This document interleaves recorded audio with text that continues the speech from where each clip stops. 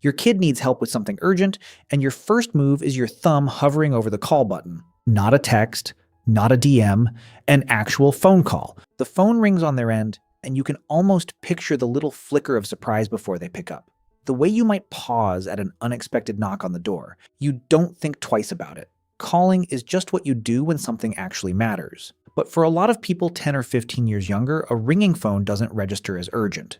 It registers as unexpected. And that's the first Xennial habit that makes a lot more sense once you remember the world it came from. You still call when something matters. It's not really about the calling. It's about what calling assumes. You assume a real-time answer means real communication, tone and timing included. Nothing edited, deleted, rewritten, or carefully softened before it reaches the other person. Research out of Australia found that around 90% of Gen Z report anxiety around phone calls, enough that researchers have even used the word telephobia to describe it. A call doesn't give you much time to prepare. For a generation raised on typing, deleting, and retyping before hitting send, that can feel a little like being asked to perform without a script. You grew up trusting the ring. They grew up expecting a moment to prepare, and maybe that's why some Xennials still do something even stranger after nobody answers. You leave a voicemail, you hear the beep, and actually start talking into it, knowing there's a very real chance nobody under 30 is ever going to listen. But hanging up without saying anything still feels slightly unfinished. Old habits die hard. Apparently, voicemail dies harder. The second one happens every time you get into a car. You still know how to get somewhere without being told every turn. You know the back way through your own town without looking at a screen. Which street cuts through, which light always runs long, where traffic backs up at 5, where the signal mysteriously disappears for 3 blocks. That map lives in your head because you built it slowly, wrong turns included. Back when getting lost cost you 20 real minutes. There was no calm voice saying, recalculating. You just got more lost. Take away the GPS mid-drive from someone younger, and the stress isn't about intelligence. It's about a skill that simply never had much reason to form.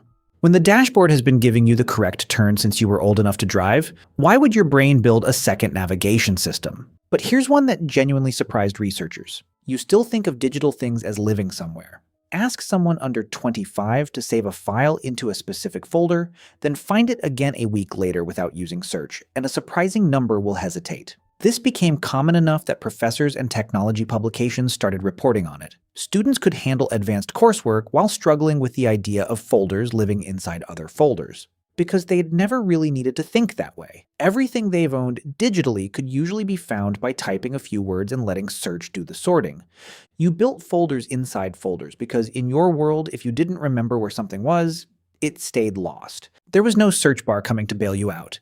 And Xennials didn't only learn to organize space differently, you learned time differently too. You still read an analog clock without really reading it. Glance at one and you know roughly what time it is before you've consciously processed the numbers. That's not a skill you were taught to be impressive. It's repetition. Thousands of mornings staring at the clock on a classroom wall and silently begging that minute hand to move faster. Academic research on clock reading has found younger participants performing measurably worse on analog time tasks than older adults. Not because of ability, but because digital displays reduced the need to practice it. You learned time as a shape.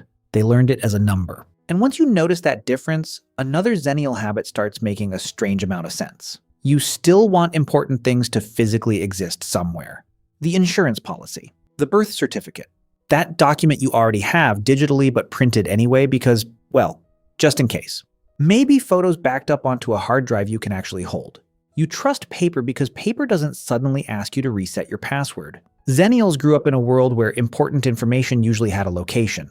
A drawer, a filing cabinet, a folder, a floppy disk, a photo album. If you couldn't find the thing, you couldn't access the thing. Search changed that completely. Now information doesn't really need to live anywhere you understand.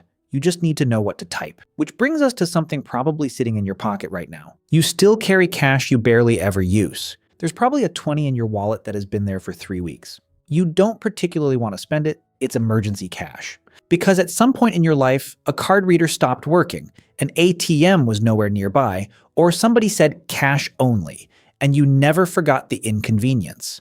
Cash felt like control. You could count it, hold it, watch it disappear in real time.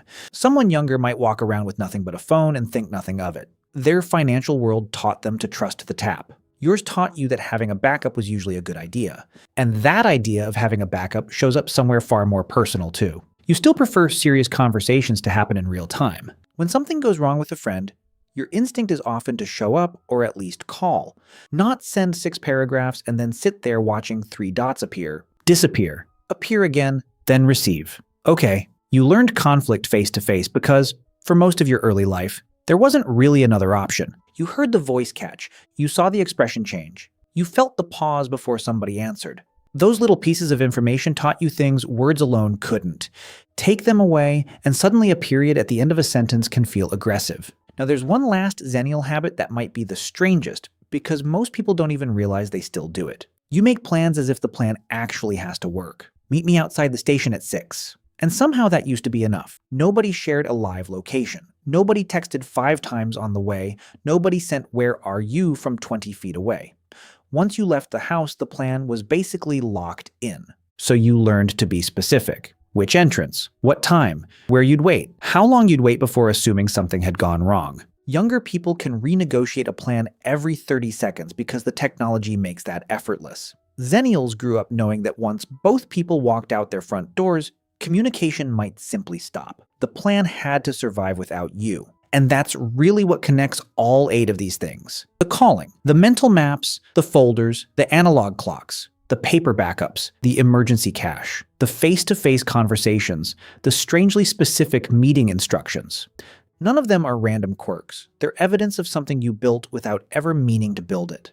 You grew up assembling your own systems by hand in a world that hadn't finished automating everything yet. If you needed directions, you remembered them. If something mattered, you knew where it was. If you made plans, you made them properly. If technology failed, you usually had some kind of backup.